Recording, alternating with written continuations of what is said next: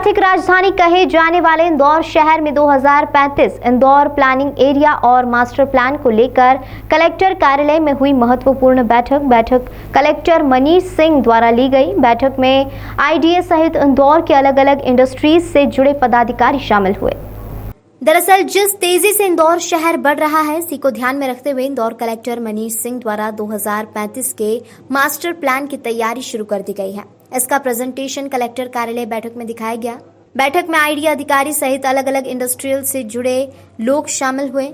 उन्होंने master plan को लेकर कई अहम सुझाव भी इस दौरान दिए। कलेक्टर मनीष सिंह ने बताया कि आने वाले 10 सालों में इंदौर इंडस्ट्रियल हब के रूप में सबके सामने आएगा। वहीं इंडस्ट्रियल पार्किंग अभी तक गंभीर समस्या बनी हुई थी, जिसे लेकर भी कलेक्टर मनीष सिंह ने जमीन तलाशना शुरू कर दी है।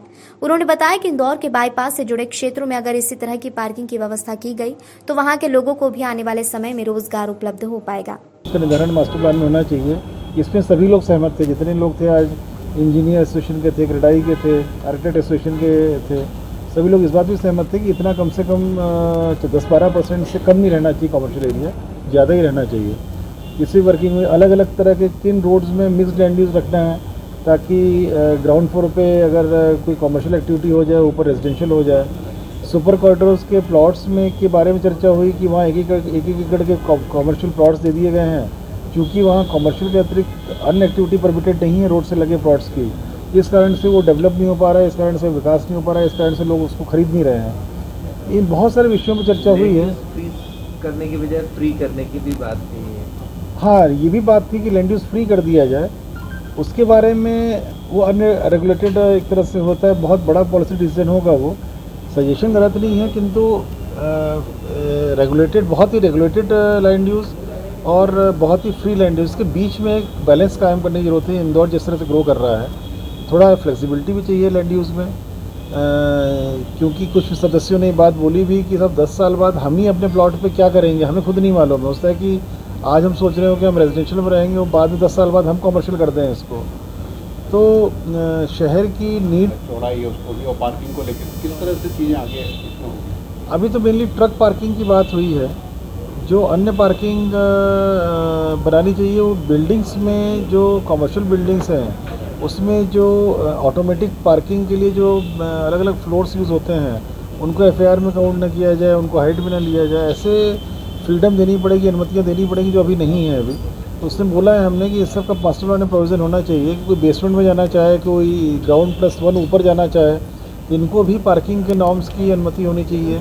छोटे प्लॉट्स पे मेज़नाइन फ्लोरिंग के बारे में परमिट करने के लिए हम लोगों ने पहले प्रस्ताव भेजा था, एक्सेप्ट नहीं हुआ था, उसको मास्टर में डाल आज हमने लोगों के बीच में चर्चा की कि आज क्या क्या कुछ होना चाहिए, सुझाव किस तरह के आए हैं और हम इसमें क्या इनकॉर्पोरेट करेंगे। मास्टर प्लान की जो तैयारियों के पूर्व की टाउन कंट्री प्लानिंग किस प्रकार का इंदौर का मास्टर प्लान तैयार करें, इसके लिए अलग अलग स्टेक होल्डर्स से बैठकें और दौर चल रहे हैं। ये अलग अलग संगठनों से, आज जैसे मंडी एसोसिएशन के थे, व्यापारी एसोसिएशन के थे, इंडस्ट्री एसोसिएशन के थे और क्रेडाई के थे, इंजीनियर एसोसिएशन, बाकी आर्किटेक्ट एसोसिएशन, तो अपने क्लॉथ मार्केट से थे, तो बहुत सारे एसोसिएशंस के लोग आए थे।